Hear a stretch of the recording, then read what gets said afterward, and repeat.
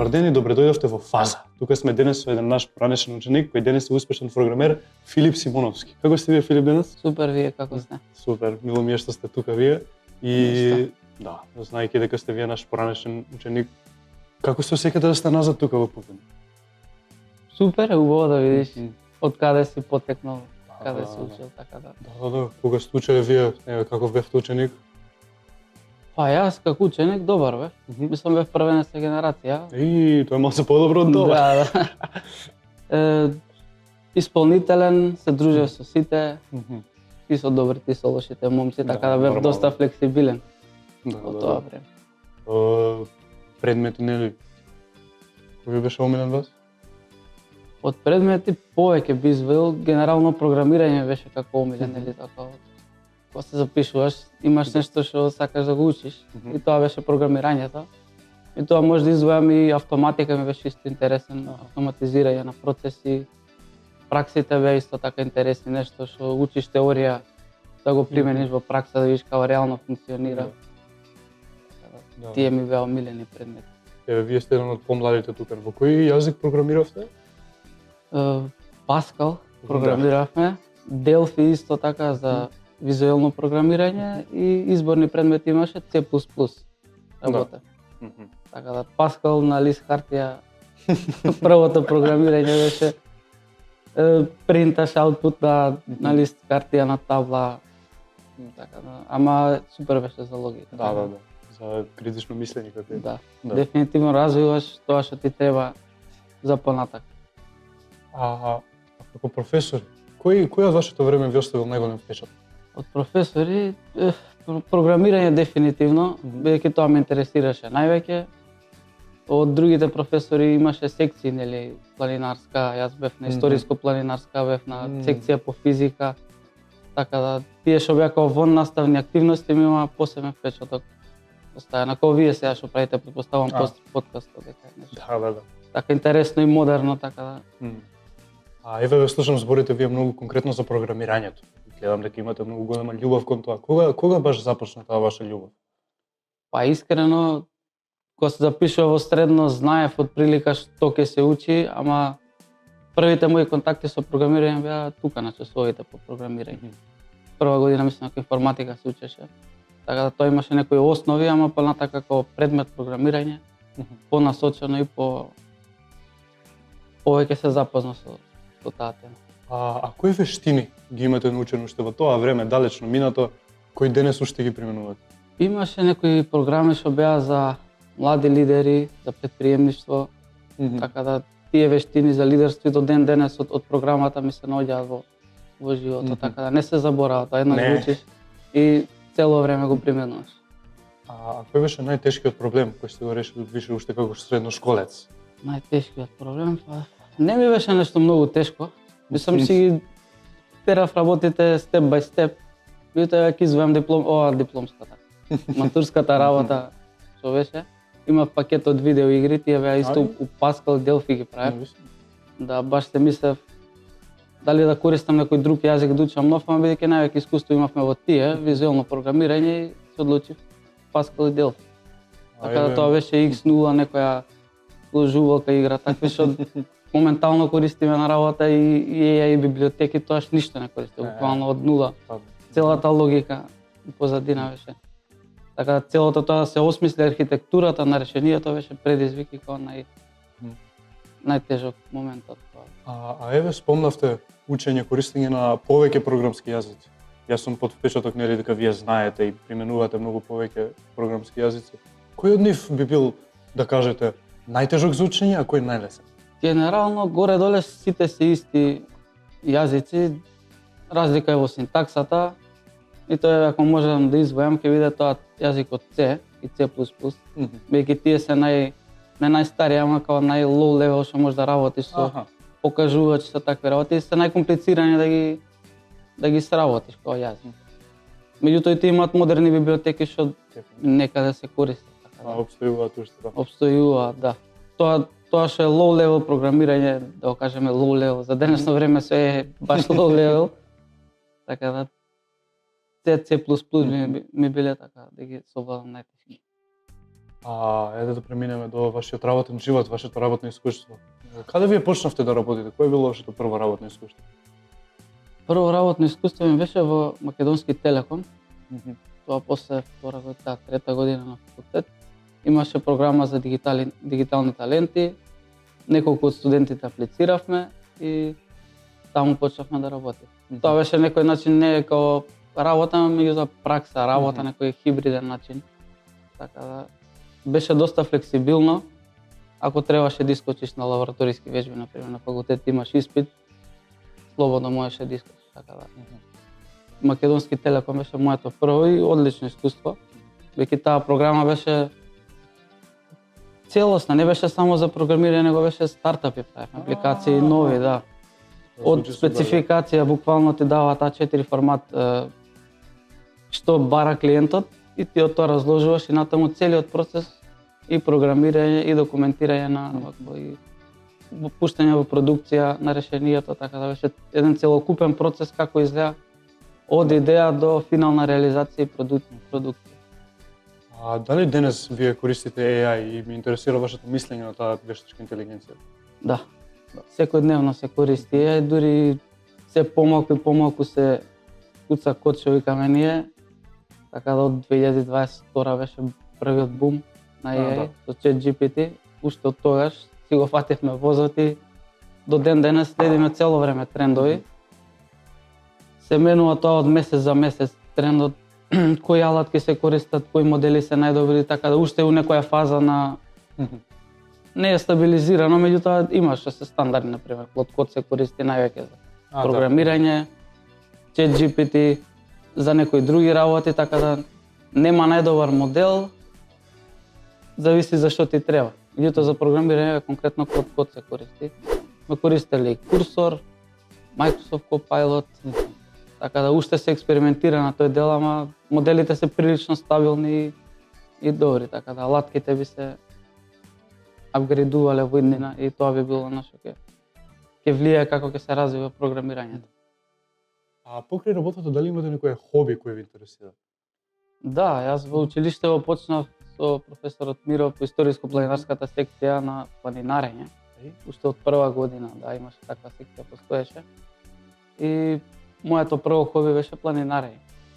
А потоа, не знам, преку година идевме, имаше на таблата напишано 7:15 се чекаме на транспортен автобус број 74, одиме на Китка количка. И такви беа турите. Ги организиравме. Преку година беа тука у Скопје, планините локални, Скопска Црна Гора, Китка, да, водно одевме, водно матка. Додека за време на летниот распуст, одвај чекав да дојде, одевме низ Македонија на некои повисоки врвови. На Љуботен, Тито врв, Кораб имаме одено со професора да преку училиштето, така да. Првично почнав со планинарење, меѓутоа потоа преминав во повеќе аутдор спортови. Како планинарев и имав некоја одредена брзина, почнав да трчам.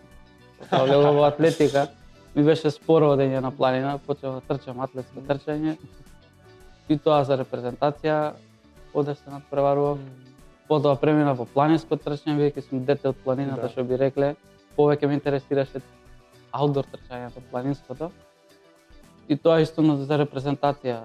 Се надпреварував на балканско првенство, на светско првенство. Потоа од трчањето не ми доседја, мете го изживеав тој дел и сакав нешто ново да пробам цело време, да. И најкрајно со планински велосипедизам и друмски исто. И байк туринг се занимавам, тоа е моментално мој хоби. Меѓутоа не значи дека не одам на планина. Кој имам слободен викенд, одам на планина.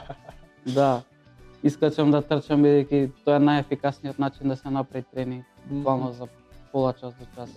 Искачаш и трошиш 1000 калории. Тоа е многу ефикасно, така да кога немам време трчам. Кога имам време одам на планина и возбудлив. Еве за време на се тоа, кој ти бил тебе највозбудлив момент?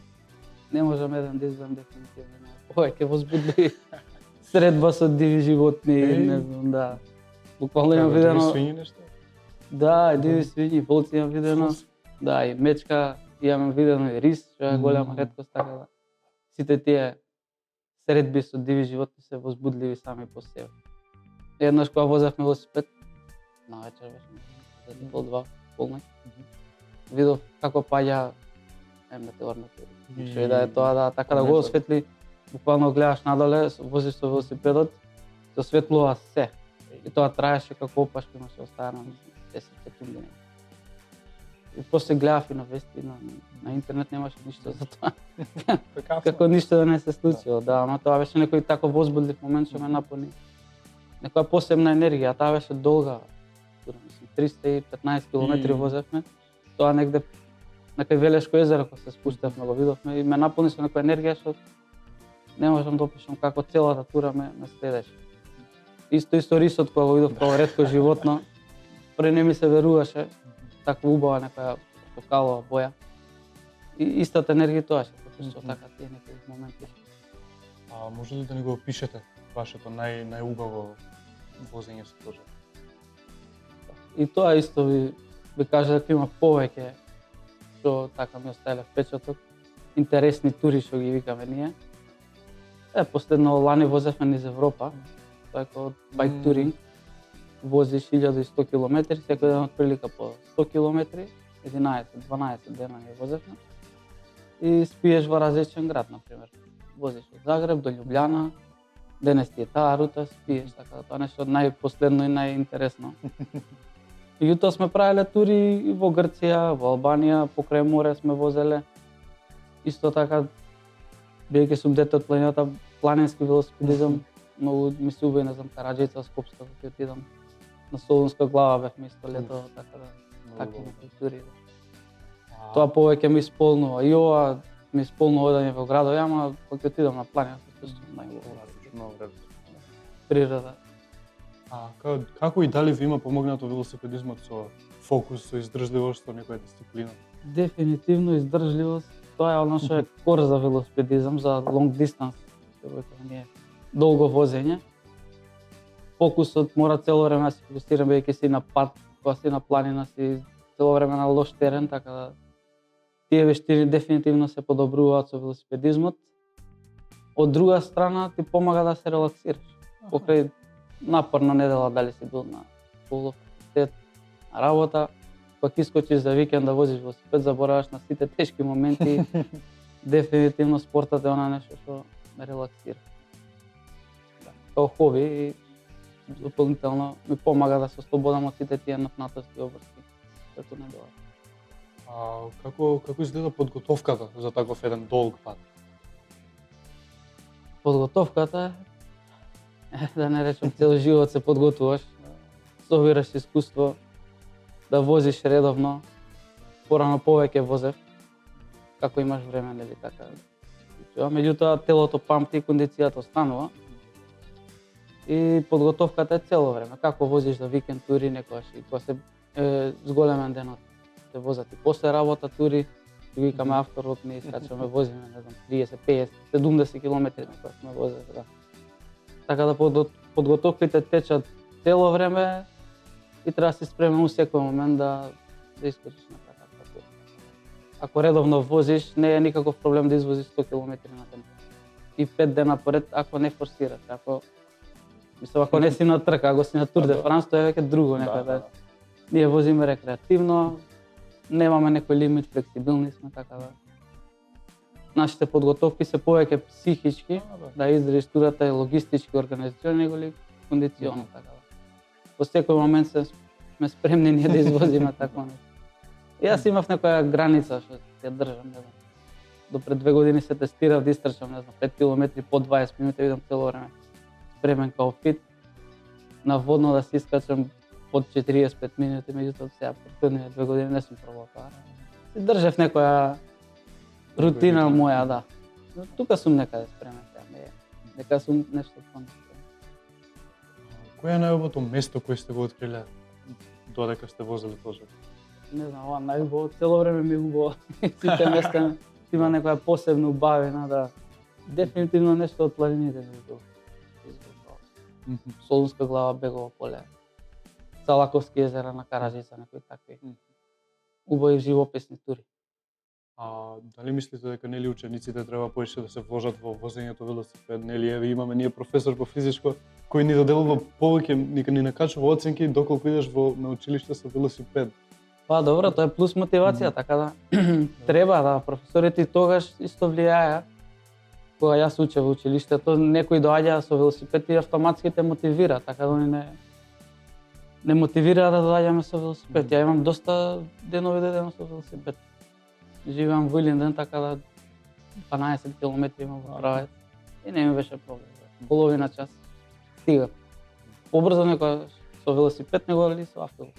Додека чекаш, така да. Сообраќајот во Скопје, дали ви представувал некој преголем проблем кога сте возеле или не до толку? Скопје генерално порано немаше велосипедски патеки, сега има доста. И тоа се пат палат, кога ќе споредиме со европските градови. Што ја возевме европската тура, буквално во секое населено место влегуваш од експресен пат во населено место имаш велосипедска патека, рандомно. Буквално во секој имаше Словенија, Австрија, каде што возевме.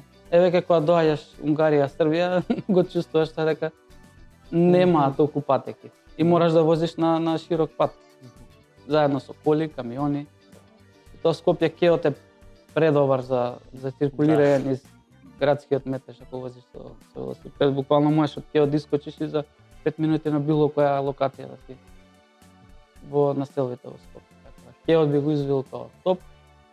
По широките улици имаат велосипедски патеки, меѓутоа кога треба да возиш по некоја споредна улица, ќе си патиш. Еве, која професија мислите дека денеска е најисплатива? Па, моментално статистиките покажува дека програмирањето е најисплативо. Моментално не значи дека тоа ќе биде во иднина. Така да пазарот на труд цело време се менува, како искачаат алатки.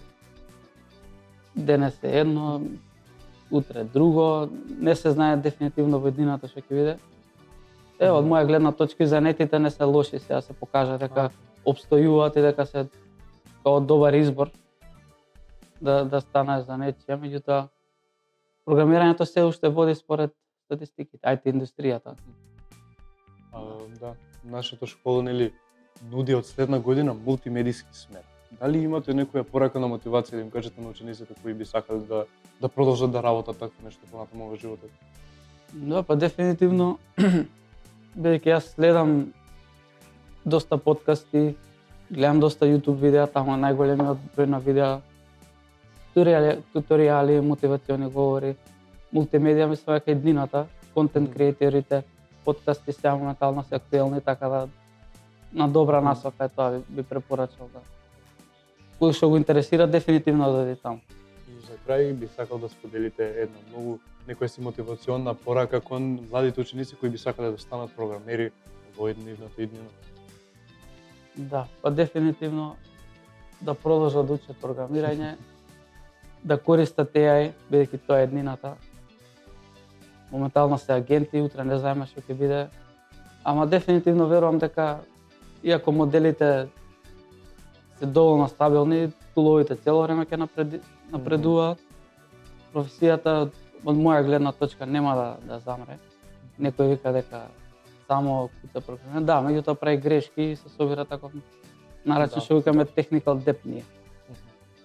И авионот сам лета на аутопилот, меѓутоа има и пилот и копилот, така да 95% може да биде автоматизирана работата, меѓутоа човекот се уште треба да биде као видео надзор, као тестер да го провери тоа што води решение, така да ја не е перфектно. И помага многу. Конкретно спомна дел за учениците тука за vibe coding. Јас апликација што би ја правил, не знам, 2 недели, би ми одзело време, буквално направив у 2 промпта. Така да. У 2 промпта направив апликација што би ја работел без AI 2 недели. 2 промпта се 5 минути. Со курсор беше мојот прв vibe coding, бесплатно можете вие да го пробате каква сакате апликација. Слободно кажете му детали и ќе ја направи и апликацијата ќе работи. Прва, ако не од првото, втора ќе работи. Ќе му кажеш не работи, ќе поправи. Да. Така да дефинитивно тоа би препорачал да се користи AI, охрабрувам, тоа е еднината. Меѓутоа не треба и тој дел што е основата се човечки. да. Не, и основата на програмирањето, не можеш сега ти директно не си програмер ако вајб кодираш. Така да мора да имаш да ја знаеш големата слика како функционираат работите за да можеш да бидеш прецизен и да користиш како што треба. Да. Филип, ви благодарам што бевте тука, што разговаравте со нас и за гледачите. Ви благодарам што гледавте уште една епизода од Во фаза и ве чекаме следната недела.